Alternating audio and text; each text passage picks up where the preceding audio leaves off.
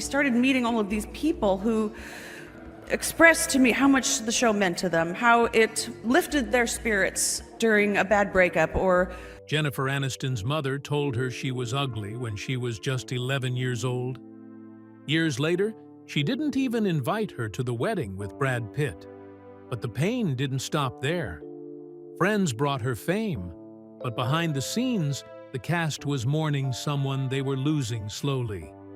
She said the magic everyone saw on screen was real, but so was something darker. In 2024, she cried talking about the show. Not from happiness, from everything it cost.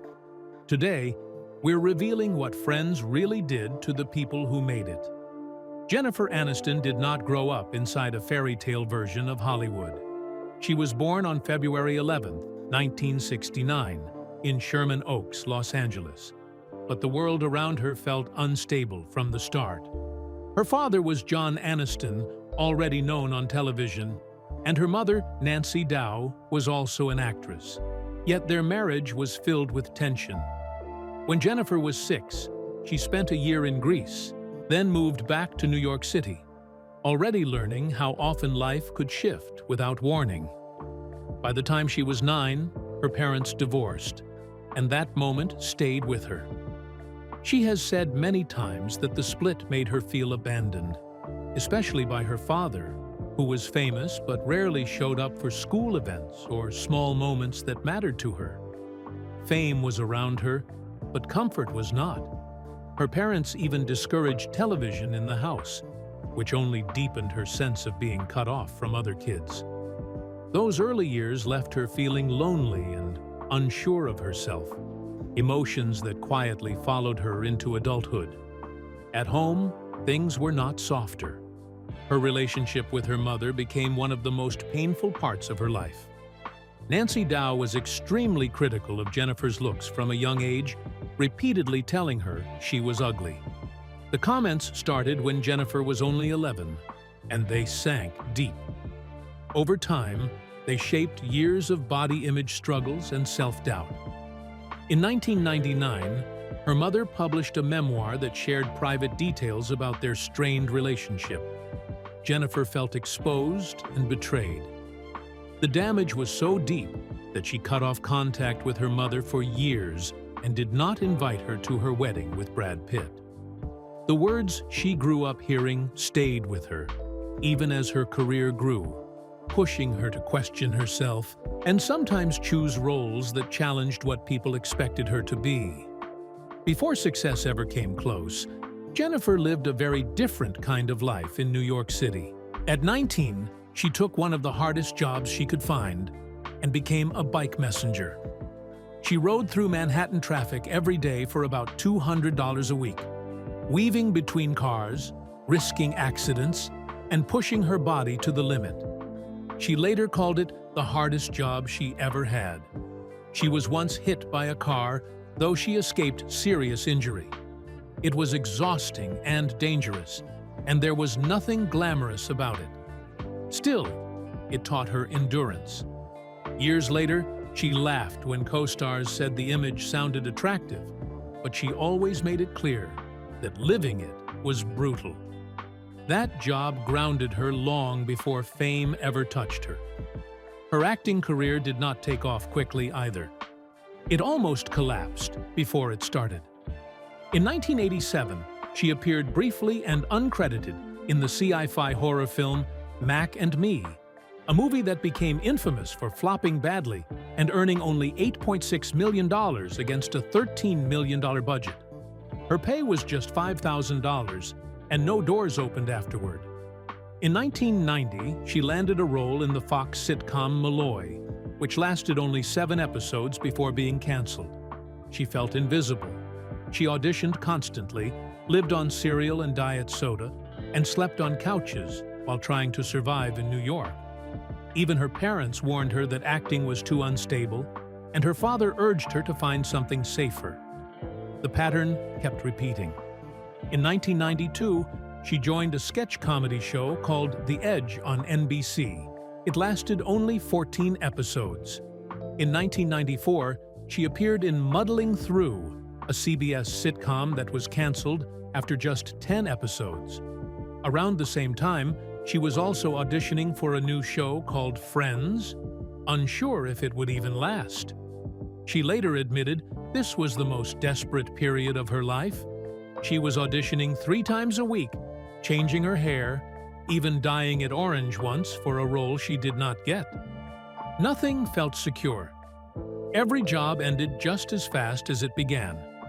In 1993, she starred in the horror movie Leprechaun. It made money, but critics dismissed it, and the film gained a reputation that followed her into auditions. Casting directors struggled to see past it. She took tiny roles, voiced characters without credit, and earned around $2,000 for short appearances. She faced more than 50 rejections before finally landing the role that would change everything.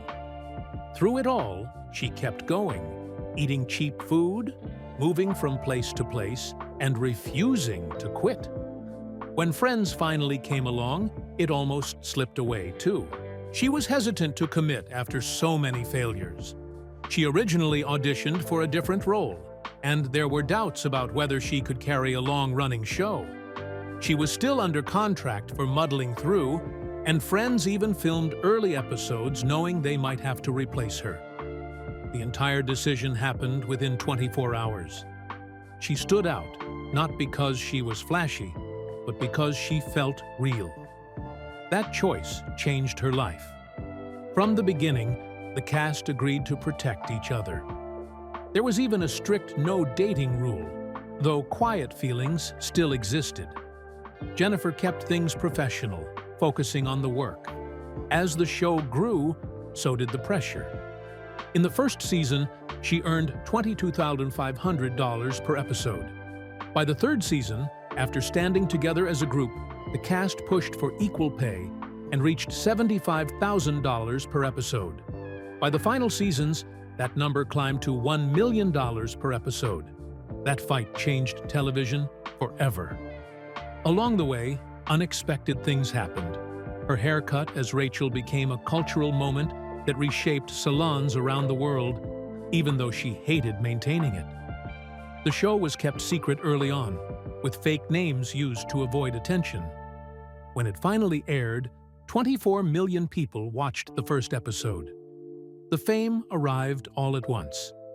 Behind the scenes, stress was constant. Jennifer struggled with anxiety and control, turning her dressing room into a quiet space just to cope. She also became a steady presence for her castmates. When Matthew Perry's addiction spiraled, she confronted him early, telling him the group was worried. That moment stayed with him for the rest of his life. By the final season, exhaustion set in. Jennifer nearly walked away, negotiating hard to protect her worth.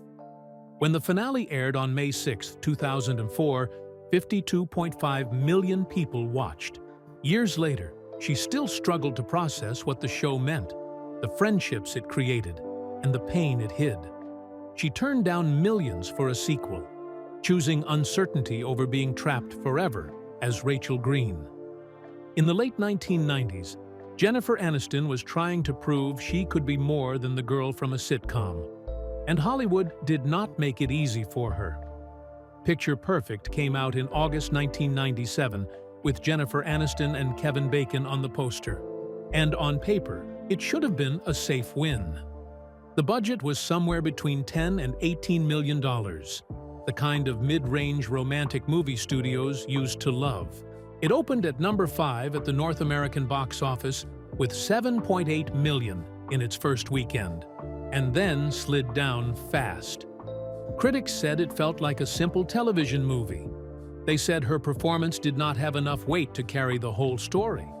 The film earned about $44.3 million worldwide, which meant it barely did more than cover its costs. It did not ruin her, but it did not turn her into a movie star either. For most people, it became a small line in her career, a reminder that even a familiar face on television could not automatically fill a theater seat. A couple of years later, another movie she did seemed to fail in the same way, but would quietly change everything. Office Space came out in February 1999 and looked like another little comedy that would come and go. It made only $10.8 million at the box office on a $10 million budget, which meant it was considered a disappointment. Reviews were calm, not hateful, but audiences simply did not bother to show up. For a while it looked like another forgettable step, but then something strange happened. On DVD and cable, the movie started to spread. People passed it around, quoted the lines about bosses and printers and flair at work, and saw themselves in its bored office workers. By the mid-2000s, it had earned an estimated $100 million in total revenue from home video and streaming. Jennifer's character, Joanna, a tired waitress sick of fake enthusiasm, became part of that world. Her simple line, that dry, "Oh, that is nice," turned into something fans repeated for years. Office Space showed her that sometimes the audience is late. The real impact can come long after the theater lights go dark. While her film choices were wobbling, her personal life was moving in the opposite direction. On July 29, 2000, she married Brad Pitt on a clifftop estate in Malibu, in front of about 200 guests. It was not just a wedding. It was an event people whispered about for months. The reported cost was around $1 million. There were about 50,000 flowers, 4 different bands, a 13-minute fireworks show, and even what guests described as a wall of caviar. She wore a beaded silk and satin gown by Lawrence Steele. He wore a black tuxedo that looked like it came from a dream, and a gospel choir sang, "Love is all you need." The food was rich and casual at the same time, with lobster, pasta, pizza, and endless champagne. For a moment, they looked like unquestioned Hollywood royalty. People thought this was the happy ending. Then the ending came far sooner than anyone expected. By 2005, their marriage was falling apart, just as Mr. and Mrs. Smith came out, with Brad Pitt and Angelina Jolie sharing a story about a bored married couple turned secret agents. On screen, the chemistry was blazing, and soon the rumors said it was real. Reports claimed that Pitt and Jolie were seen together in Kenya during a charity trip in 2005, only weeks after Aniston and Pitt announced their separation. Jennifer tried to hold on to what she wanted to believe. In a Vanity Fair interview that year, she said she chose to believe his claim that nothing happened until after they split. But she also admitted that the facts kept shifting like quicksand. Their divorce was finalized in October 2005. Pitt kept their mansion reportedly worth $50 million, while she was said to have received more than $100 million in the settlement. Angelina Jolie later said that her relationship with Pitt stayed platonic until the divorce.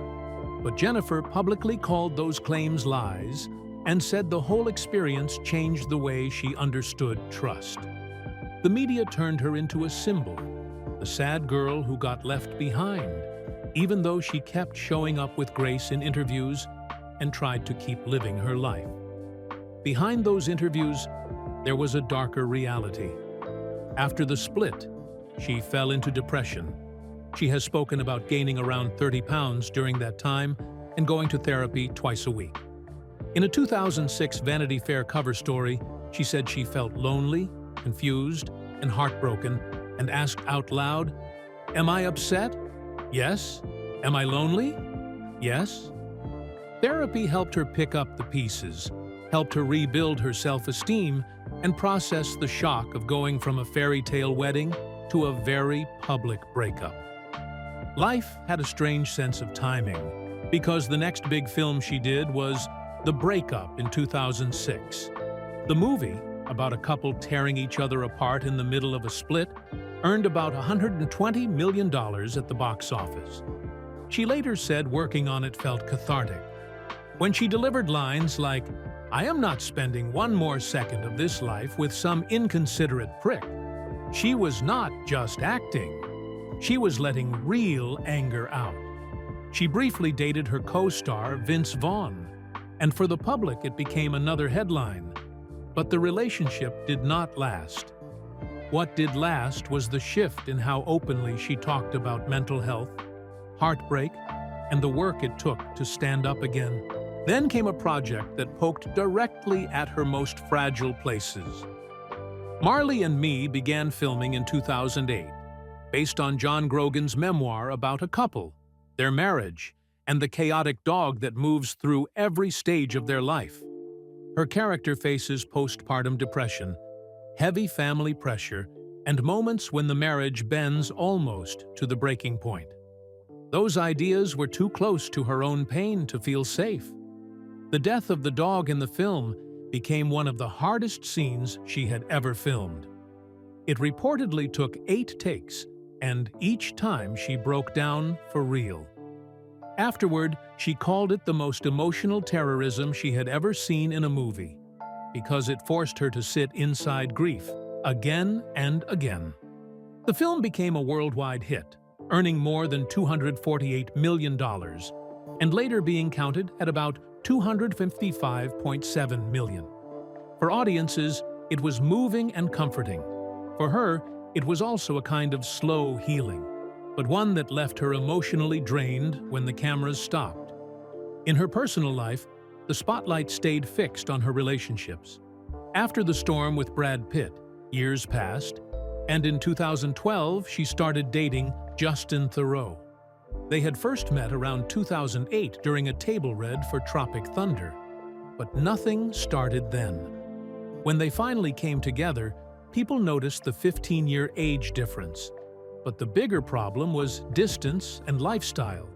He loved the grit and noise of New York City. She felt more at home in Los Angeles, with its wellness routines and quieter spaces. At the same time, her career was riding its own roller coaster.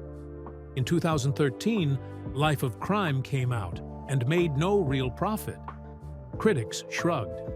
That same year, We Are the Millers hit theaters and surprised almost everyone by making about $270 million globally, with final tallies sitting at around $269.99 million.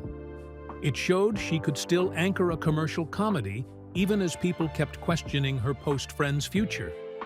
Their love story looked secure from the outside, especially after their secret wedding. In 2015, she and Theroux married in Bel Air at a party guests thought was his birthday celebration. Only about 70 people were there. It was small, careful, and very private compared to the fireworks of her first wedding. But the cracks began to show fast. By 2016, divorce papers had already been drafted quietly, and in February 2018, they officially announced their separation. Their public statement talked about mutual respect and remaining friends. Behind that polished wording was a simple truth. Their lifestyles did not fit together. He liked New York parties and street life.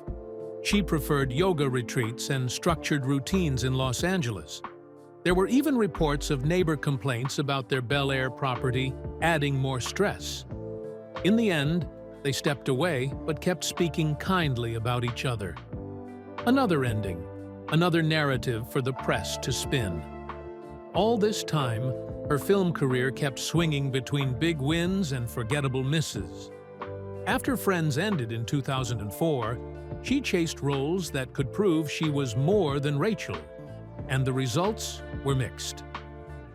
Horrible Bosses 2 in 2014 brought in about $105 million worldwide and kept her firmly in the world of broad comedies. That same year, she made Cake, a small, heavy drama where she played a woman living with chronic pain. She gained around 20 pounds for the role and wore makeup and prosthetics that stripped away glamour. For many viewers, the character's suffering echoed reports about her own struggles with fertility and health. Cake did not become a massive box office hit, but critics praised her performance, and there was real awards buzz for the first time in her dramatic career. Then, in 2016, Mother's Day came out and stumbled, making only about $45 million worldwide, far below expectations. Still, the numbers on her film sheet told a clear story. Marley and Me had reached about $255.7 million. Just go with it, around $214.94 million. And We Are the Millers, nearly $269.99 million. She had proven she could deliver commercial success, even as some projects fell flat.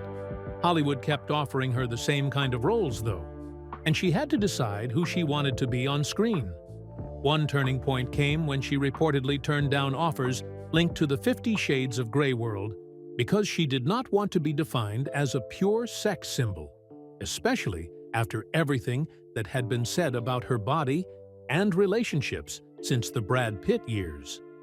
At that time, the industry was trying to push her into overtly sexual roles. She wanted something else. She wanted to stay relatable, like the woman you might know rather than a fantasy image. She was also careful about not feeding another media circus around her love life. The 50 Shades films became a phenomenon in 2015 and beyond, but they also drew a lot of criticism for the way relationships were shown and for the lack of real emotional chemistry between the leads. Jennifer's choice kept her away from that storm and left her open for different kinds of work. The biggest change came when she decided to return to television. In 2019, she signed on to Apple TV Plus for The Mourning show and stepped back into a weekly series for the first time since Friends. This was not just another acting job. Her deal was reportedly worth around $20 million per season, and she also came on as a producer, working through her company Echo Films, which she co-founded with Kristen Hahn.